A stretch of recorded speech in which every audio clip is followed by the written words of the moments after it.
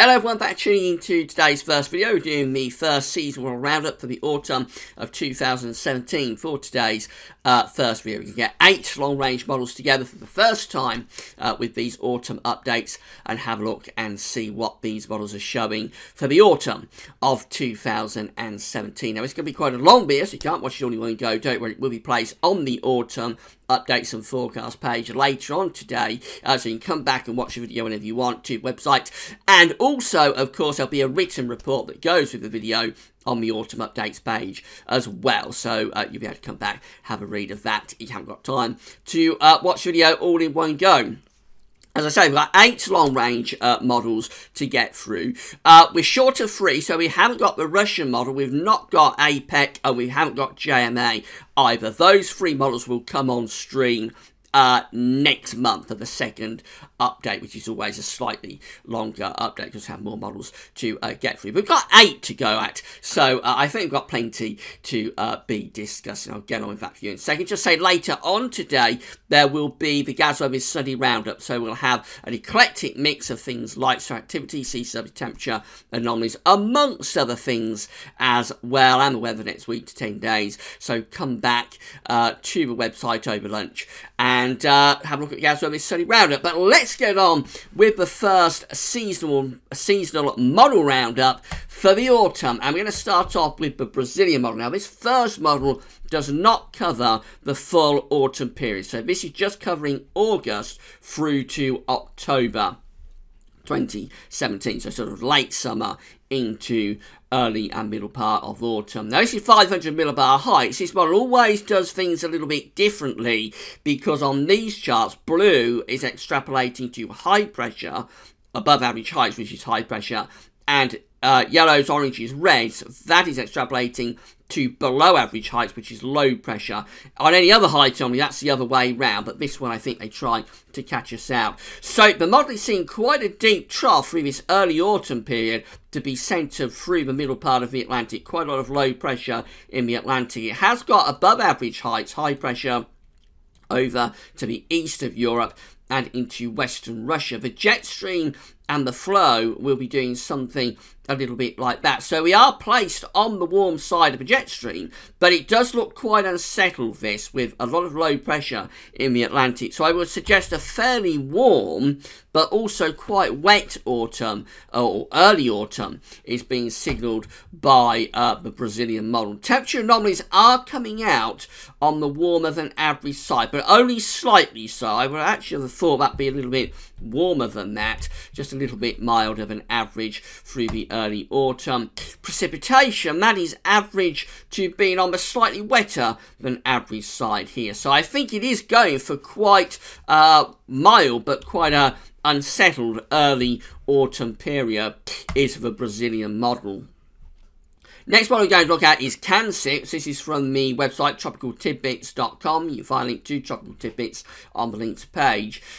This is means sea level pressure, and always a little bit difficult to work these out. I've been told you should not really concentrate on where we've got the L's and the H's. Rather, you should concentrate on the colours. So it appears that the model, and this is covering the full autumn period, by the way. All models from now on will cover the full autumn period. So it appears we've got area of low pressure around Iberia and probably a fairly weak ridge through the Atlantic and into the UK. Let's have a look at the temperature anomaly, and that is coming out warmer than average for the autumn. It's going for milder than average temperatures this autumn. In terms of precipitation, it's going drier than average, so quite a mild, dry autumn is being signalled by Canips for this first seasonal roll around. But a little bit of odds, you have to say, you've got the Brazilian model is shown for the early autumn.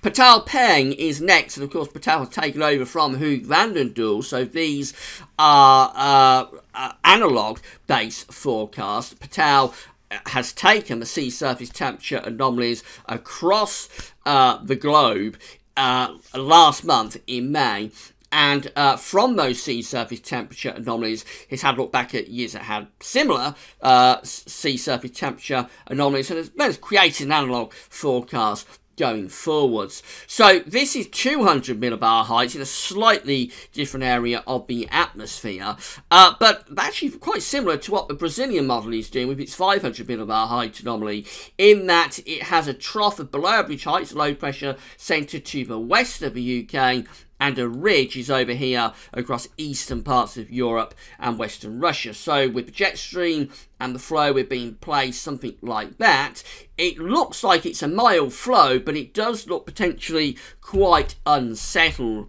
Let's have a look at the temperature anomaly, and that is coming out significantly warmer than average this autumn. So, so far, 3 out of 3 for warmer than average temperatures. But precipitation looks significantly wetter than average, and of course that's because we've got a deep trough centred just to our west in the Atlantic, throwing in these westerly southwesterly winds, bringing in rain bands, and that will be very unsettled as well. Of course, the next model to look at is the experimental NASA model. This is 500 millibar height anomaly. This is covering the full autumn period as well, September through to November. What the model is showing is that we've got an area of above average heights this time, centering out to the west of us, and not a lot else going on really. There may be some sort of trough of low pressure here across the east and the southeast of Europe. The jet stream might be doing something a little bit like that. So I think we're being placed on the warm side of the jet stream, but it does look drier with this area of high pressure centering to our west. Temperature anomalies are coming out warmer than average again, so that's 4 out of 4 for warmer than average temperature anomalies for this autumn.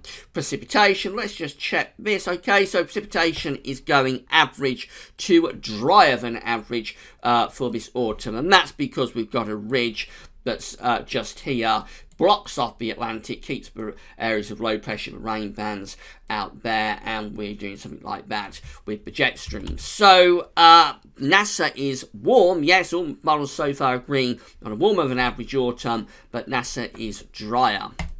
CFS-V2 is our next model, and these are 700 millibar heights, getting a slightly different level of the atmosphere compared to 500 and 200 millibar heights we just looked at. So this is what the CFS is doing for the autumn. It has below average heights around Greenland and into the northern part of the Atlantic, above average heights around the Azores, possibly extending into Spain and southern France as well. And the jet stream is coming in rather like that. So it looks a fairly Atlantic-driven autumn, this, albeit with fairly weak signal. Temperature anomalies are signalled to be on the milder than average side, not just for the UK, but for many northern and western parts of Europe as well. Again, bringing the jet stream through rather like that. So it's an Atlantic-driven autumn, which you would expect to be milder. Of course, in September, Atlantic-driven weather can be quite cool, but by November, Atlantic-driven weather is going to be fairly mild. And then precipitation, that is signalled to be on the slightly wetter than average side for much of northern and western Europe, which again, you'd expect, because bringing the flow in like that, the jet stream, we've got low pressure up here, we've got high pressure down here. So again, you would expect quite an unsettled autumn, especially later on when it could even turn a little bit more on the stormier side. So far, all models agreeing on a warmer than average autumn. They're just differing terms of the precipitation. Next model is Jamstec IOD, and this one, that's our first one, is going slightly cooler or colder than average for the autumn. So there we are, I've got some slightly below average temperature anomalies there for September to November. However, this model is always a little bit colder, always seems to be a little bit colder in its more extended forecast, and then this tends to get moderated as you get closer to the time frame. So don't be surprised if next month's second update is actually showing a warmer than average autumn, and then that becomes an even stronger signal for the final update that we do in August. But at the moment, it is going for a slightly cooler than average autumn. Precipitation looks like this. It's close to average, possibly again hinting at being on the slightly wetter than average side, if anything. But it isn't a great anomaly either way. Next model is the Beijing Climate Centre. This is our penultimate model for this first update. The BCC 500 millibar height anomaly looks like this. Again, this is covering the full autumn period. Generally, a big area of above average heights is close to the UK and also going up to Scandinavia as well. This looks like it could be quite an easterly autumn, perhaps bringing in a fair amount of easterly winds. You'd expect this to be quite a dry autumn, I would have thought. But temperatures are interesting because if this is how things are in September, then easterly winds could be very warm. But by November, of course, easterly winds could be quite cold. Let's have a look at that temperature anomaly. It is actually going for a milder than average autumn again, so we're back on track with most of the models going milder than average, but it's not a big deviation, and that could be indicative of those easterly winds, of course. Maybe a warm start to the autumn, but if the easterlies are still in by November, then maybe something quite a lot colder could be possible by that point. Precipitation looks very significantly drier than average. I just had to check that because you don't often see such a strong signal with these charts for precipitation, but it is going, particularly for England and Wales, very much on the drier than average side, as it is for many parts of Central Europe as well. Again, that's because we've blocked off the Atlantic. We've got the high pressure centering to our east and northeast. You would expect a fairly dry autumn, and that's what model is doing. So you see there's a lot of model variation here between whether it's going to be a wet or a dry autumn. The only thing they're agreeing about is for a milder than average signal, but in terms of the actual pattern, quite a lot of disagreement. And then finally we go through to our very own Glow C5 from the UK Met Office. This is mean sea level pressure for the autumn, and this just looks very unsettled. Low pressure is to the north. We're bringing the jet stream in across the country like that. It looks a rather unsettled autumn, to say the least. Temperatures, again, it's another model that's going really on the warmer than average side, very significantly. So for precipitation, we're on the wetter side. So very much a split really between these models, the ones that are wetter and the ones that are drier, but a strong signal for temperatures to be above average.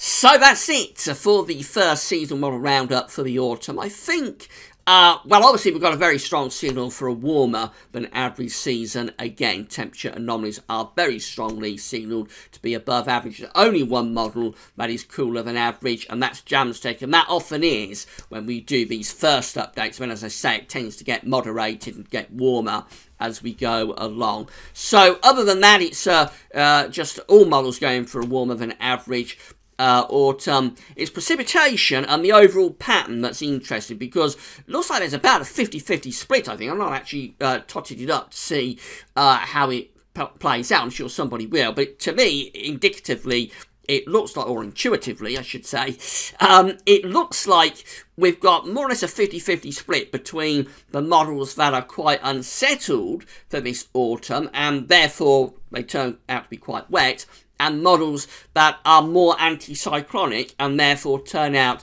to be drier. So the pattern is uncertain. The precipitation is rather uncertain as well. Could be wet, could be dry. Just a strong signal for warmer than average temperatures. We'll know a lot more when we do the second update, and of course that will be at the end of July, the last Sunday of July, when we'll have more models to add to this, and these other models will probably get stronger signals as well. So the second update will probably be a little bit more enlightening. Before then, we're going to have a look at some analogues. Our good friend James Atquill will be sending over some analogues for us very shortly. I am quite sure, I haven't actually asked James, but I'm sure he will be sending us some analogues quite shortly to have a look at. We'll have a look at those in July as well.